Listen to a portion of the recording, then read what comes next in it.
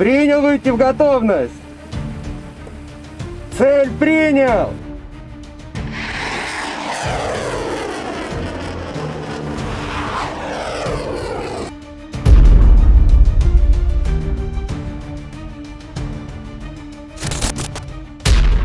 The war in Ukraine keeps evolving, not only on the battlefield, but also across screens and social media feeds. Recently, Russia's Ministry of Defense released a new video that shook the online community. It shows a US-made HIMARS launcher allegedly destroyed in Kuzminskoye, Chernihiv Oblast. A massive explosion lights up the frame as flames engulf the area. According to the Russian side, a precision Iskander-M ballistic missile hit the launcher with pinpoint accuracy. But in an age of propaganda and digital warfare, the real question is this a fact or just another crafted narrative in the information war between Russia and NATO? The short clip was published through Russia's official Telegram channel at mod_Russia, often used to broadcast frontline updates. It shows a missile's trajectory followed by a massive flash somewhere around 133 kilometers northeast of Chernihiv, barely a dozen kilometers from the Russian border. According to the Russian MOD, their aerial intelligence tracked the HIMARS launcher for hours before striking it with an Iskander-M tactical missile. They presented it as a showcase of surgical precision, claiming Ukraine's air defenses are now faltering after months of strikes. From Moscow's perspective, this is not only a battlefield win, but also a symbolic statement. They aim to prove that Western weapons, even the much-praised HIMARS that media once called a game changer, are not invincible. Russian state outlets like NTV, RBC, and TASS amplified the footage with patriotic music and heroic narration. But on the other side of the continent, Western media remained silent. No confirmations, no denials, no follow-ups. That silence is often louder than words. The Ukrainian government has not issued any statement, and NATO has avoided the topic entirely. This kind of silence is strategic, and it's not new. Since 2022, every time Russia claimed to have destroyed a HIMARS, Kyiv denied it, and the Pentagon reiterated that all HIMARS units remain operational. However, in modern warfare, silence can sometimes be stronger than denial. Acknowledging or rejecting a claim both come with risks. Confirming it means admitting vulnerability, while denying it without proof risks amplifying your opponent's message. Meanwhile, Western audiences have started asking questions. If HIMARS is as powerful as claimed, how can it be targeted so often? Does Ukraine have operational weaknesses, or is this all about perception? Major outlets like BBC or Reuters often write the same cautious phrase: the claim could not be independently verified. That neutral line leaves the public hanging in the middle, where perception begins to shape belief. And that's where psychological warfare takes its full effect.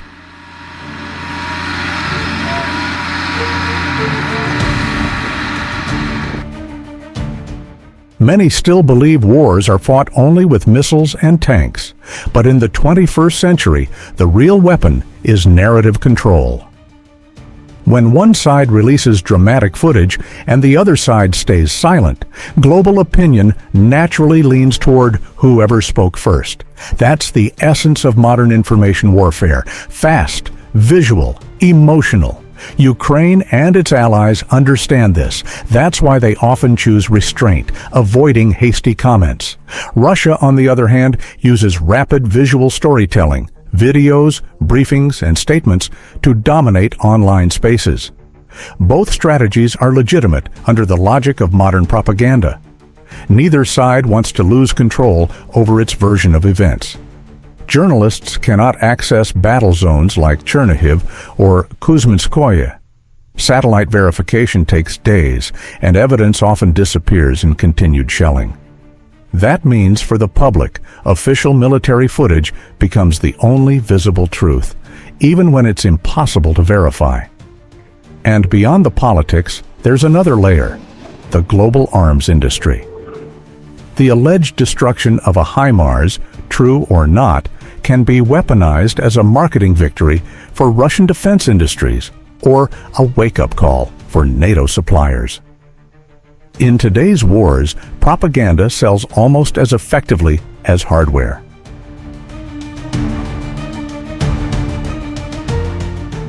If the HIMARS truly was destroyed, the message is clear. Russia wants to prove it can neutralize Western high-tech weapons with its own domestically built systems. The Iskander-M missile, traveling at hypersonic speeds above Mach 6, is notoriously difficult to intercept. Such a strike would show that northern Ukraine, once considered relatively safe, remains within Russia's reach. But if the claim turns out to be exaggerated or false, then the video serves as a masterclass in perception management. With a single clip, Russia can undermine Western confidence, sow doubts about ENSTO equipment, and boost morale among its own troops. Even if the launcher still exists, the psychological effect remains powerful. Of course, NATO continues to adapt. They're improving electronic camouflage, training Ukrainian operators, and refining mobility tactics to make HIMARS harder to detect. This back and forth between offense and defense, claim and rebuttal, is the modern version of an arms race. It's a battle of technology intertwined with a battle of credibility.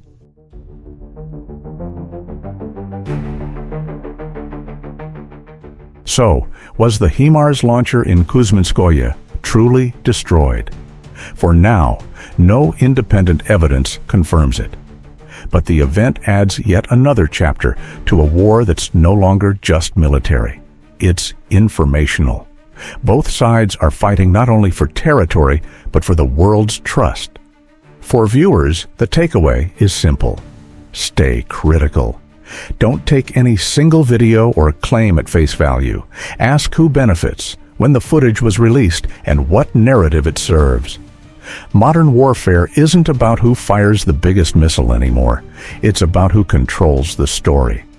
All visuals and reconstructions in this video are based on publicly available footage, OSINT data, or AI-generated recreations for educational and analytical purposes.